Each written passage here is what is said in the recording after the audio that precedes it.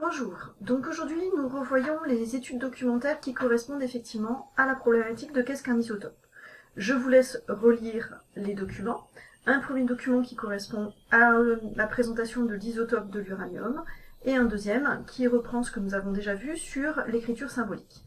La première question était de retrouver à quoi correspondent chacune des lettres. Oh, vous avez sans doute trouvé.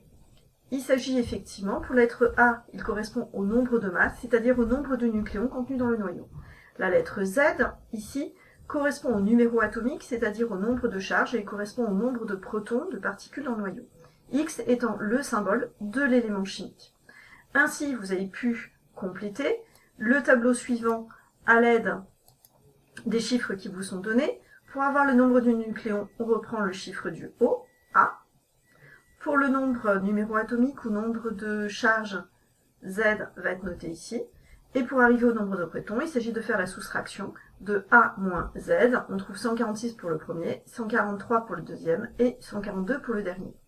Maintenant, on vous demande pourquoi ces éléments sont-ils isotopes. Dans le document, il est indiqué que des éléments sont isotopes s'ils trouvent être le même. Bah oui, vous avez trouvé le même Z. Donc ces noyaux font partie de l'élément uranium, car ils ont le même numéro atomique Z. Ce sont 3 noyaux de composition différente, mais qui appartiennent à la même famille, celle de l'élément uranium.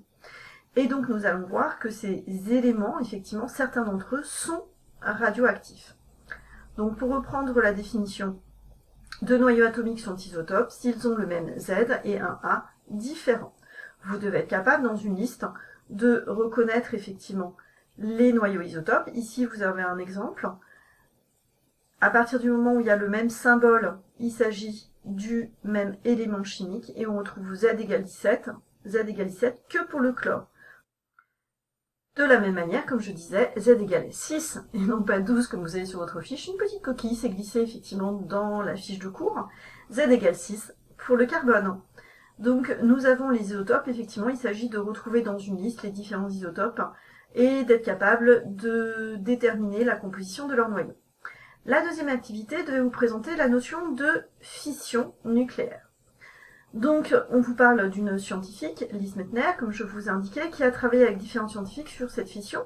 Et ce que nous allons découvrir surtout aujourd'hui, c'est l'idée de reprendre les lois de conservation qui vont nous permettre d'écrire l'équation nucléaire.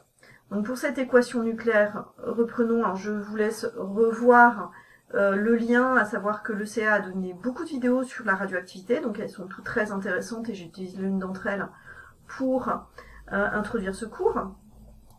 Et donc effectivement, cette petite image nous permet effectivement de voir que Lisa Meitner a fait partie du Matilda Effect.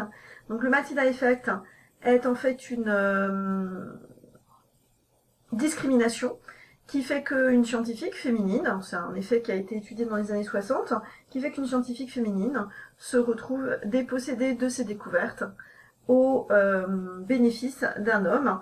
Et nous voyons dans le texte effectivement que le seul qui ait eu une récompense étant l'homme qui reçoit le prix Nobel de chimie pour sa découverte de la fission nucléaire en 1944. On va comprendre que Lise Meitner a été un petit peu oubliée. C'est un peu l'action féminine de l'histoire. Alors maintenant, il fallait que vous expliquiez avec votre mot à vous la notion de fission nucléaire. Alors vous avez trouvé la fission nucléaire, en fait, d'après la vidéo, elle correspond à ce qu'un noyau qu'on appelle lourd, donc très chargé en particules nucléaires, se scinde en noyaux plus légers. En quoi cette réaction est-elle une réaction nucléaire ? Dans le texte, vous avez dû voir l'information importante, c'est que l'élément chimique n'est pas conservé.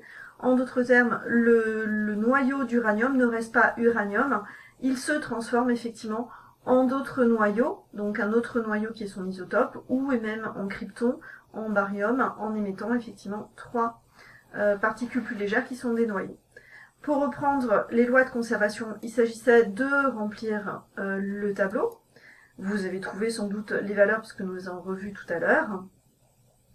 Et il s'agit ensuite, à l'aide de ces valeurs-là, de faire ce petit travail de bilan, à comprendre que 235 à gauche, plus un noyau, un neutron, va donner 236 à droite. Donc on regarde juste la ligne du dessus ici.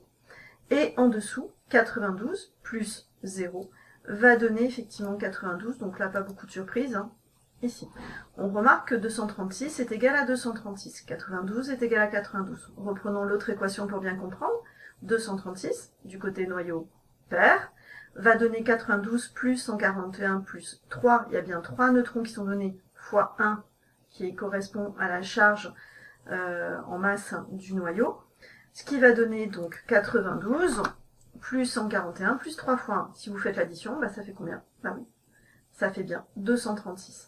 De la même manière, 92, qui est le nombre de charges ici de l'uranium, un noyau pair, va donner, bah, si nous faisons l'addition, 36 plus 56 plus 3 fois 0. Et ça fait 92 aussi. On comprend alors que les réactions nucléaires sont basées sur la loi de conservation, c'est-à-dire que la somme des A est égale et la somme des Z est identique entre le noyau pair et les noyaux fils. Maintenant, dernier point, en fait, quelle est la différence entre une transformation chimique et une transformation nucléaire?